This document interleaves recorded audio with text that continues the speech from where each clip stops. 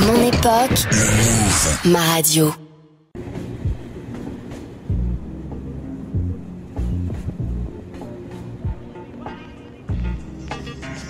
Allô la planète avec Eric Lange sur lemove.fr. Et bonjour tout le monde, c'est reparti, 1 heure avec vous tous qui êtes éparpillés de par le vaste monde pour nous le raconter, pour nous dire comment il est.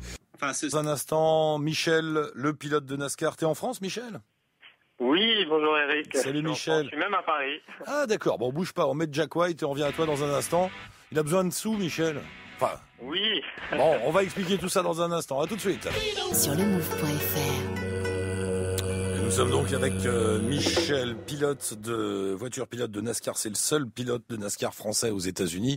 Michel, faut rappeler en 2 mots ce dont il s'agit. Le NASCAR, c'est l'équivalent de la Formule 1 aux États-Unis. C'est un des sports les plus regardés à la télé là-bas. Hein.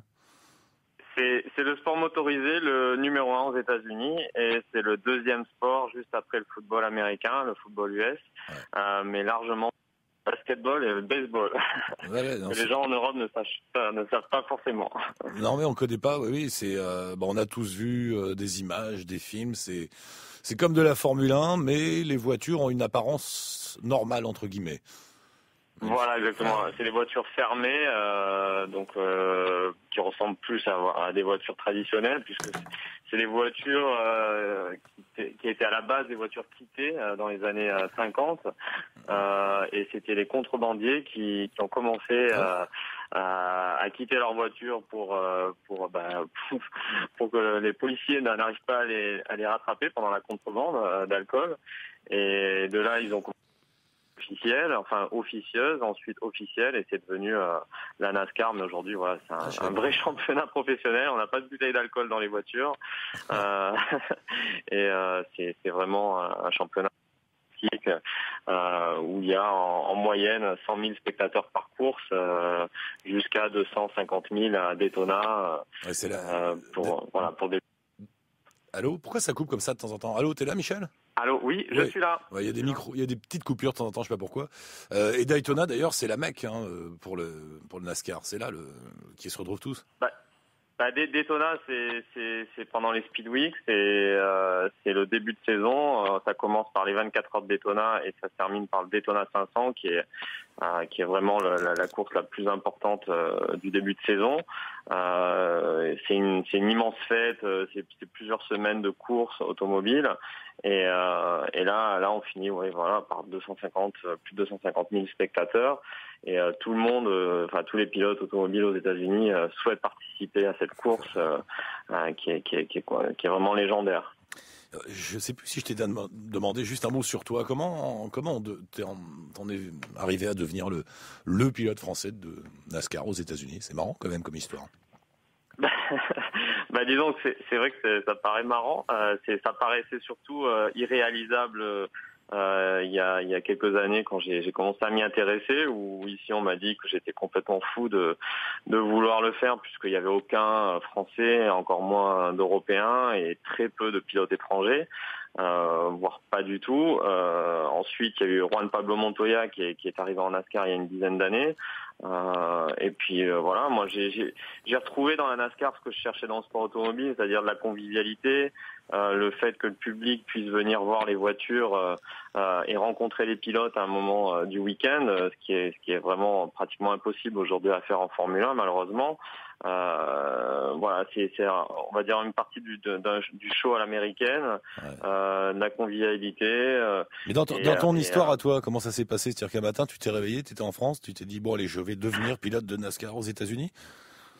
Non, disons que je courais en France et en Europe, et j'avais envie, comme tout pilote, de devenir complètement professionnel. Puis j'avais pas surtout le choix de faire des courses pour m'amuser, quoi. C'était pas possible. C'était où j'étais professionnel et je courais, ou je restais à la maison. Et c'est vrai que les États-Unis, ça m'a toujours attiré aussi. C'est un pays qui est quand même très intéressant. Et il y a une immensité quand même fabuleuse. Il y a 10 000 régions différentes. Donc c'est un pays qui m'a toujours attiré, et de cumuler les deux, à la fois de vivre dans un pays qui m'intéressait et de courir dans un des plus grands championnats automobiles au monde, surtout où il y avait très peu d'histoires de pilotes de l'Europe, quoi. Ça paraissait un challenge un peu impossible, mais aujourd'hui aujourd'hui, on est crédible, on est reconnu là-bas et c'est ton histoire, c'est une super étape. C'est ton histoire américaine à toi, ton petit rêve américain à toi, enfin ton rêve américain à toi. De temps en temps, ça marche. Ouais, c'était mon grand rêve. Ouais. Non, c'est marrant. Ouais. Et c'est vrai que à chaque fois que je cours aux États-Unis, je me dis mais quelle chance, même si c'est un travail de tous les jours et énormément d'investissement personnel, d'énergie, etc. Mais à chaque fois que je suis là-bas, je me dis mais quelle chance d'être là, quelle chance de prendre un départ et voilà, je suis toujours émerveillé, quoi. Je perds pas ça, au contraire. Et alors j'ai été très surpris quand j'ai vu ton histoire. Tu lances une campagne de crowdfunding, donc tu as besoin d'argent. Pourquoi ? Parce que tu as pas mal de partenaires déjà. C'est quoi l'histoire ? Ouais, c'est vrai que on a du mal à comprendre avec mon partenaire et agent qui s'appelle Christophe Bourgeois, qui est avec moi dans l'aventure depuis 3 ans maintenant. Pourquoi on n'arrive pas à attirer plus de grandes compagnies françaises, puisque c'est le sport automobile le plus vu aux États-Unis et le deuxième sport national. Il y avait beaucoup d'incrédulité au départ. Je pense que beaucoup de gens s'y intéressaient mais pensaient qu'on n'y arriverait pas.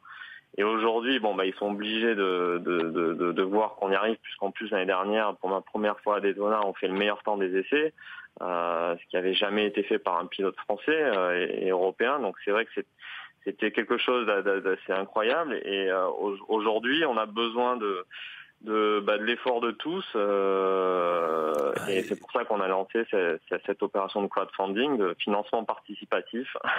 Comme on dit en français. Voilà. Allez, d'accord, c'est pour attirer les partenaires français, des entreprises françaises. Disons, c'est l'idée, partenaires français, européens, et bien sûr, mais et aussi Monsieur Tout le Monde, le public qui nous suit depuis un moment. Qui grandit chaque année, puisque à partir de 10 euros ils peuvent nous aider, et il y a des contreparties de 10 euros jusqu'à 5 000 euros pour des petites boîtes qui voudraient être présentes aussi, parce que pour 5 000 euros elles auront le billet d'avion, l'hôtel, et en plus elles auront de la visibilité sur la voiture. D'accord. Voilà, donc c'est quand même très intéressant. Et puis pour le public, on va organiser plusieurs choses pour eux. Il y aura une course de karting dans la région parisienne. Il y aura des baptêmes sur un circuit automobile avec les voitures radicales. Donc je proposerai des baptêmes. Donc on va faire beaucoup d'animations autour de ça pour faire plaisir à tout le monde. Et c'est vrai que avec 10 euros, c'est déjà très important pour nous. S'il y a 1000 personnes qui donnent 10 euros, ça va aller très vite. Donc c'est le principe du crowdfunding. Donc voilà, soutenez Michel, le pilote de NASCAR français aux États-Unis. On a eu des prix Nobel ces derniers temps, 2. On peut bien aider un Français qui fait de la course automobile aux États-Unis. Tu devrais aller pleurer auprès non, le gouvernement français, j'allais dire non, mais ils ont plus de sous, laisse tomber. Non, pas cela.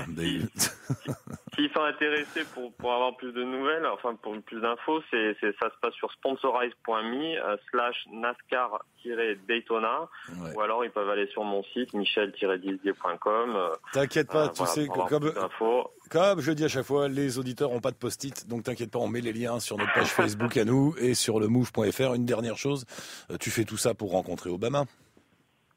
Exactement. Voilà. En plus, chaque année, il invite les 10 meilleurs pilotes de NASCAR à la Maison Blanche. Voilà, ouais.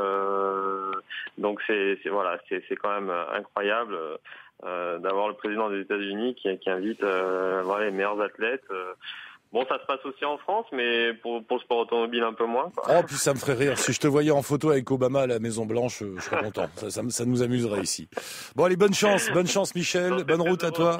Bonne chance, tiens-nous au courant et on met un lien, bien sûr, si vous désirez en savoir plus sur Michel ou lui le soutenir, n'hésitez pas. Salut Michel. Merci Eric. À bientôt. Merci. Ciao. Au revoir. Tiens, c'est Automoto aujourd'hui. Bonjour Yves.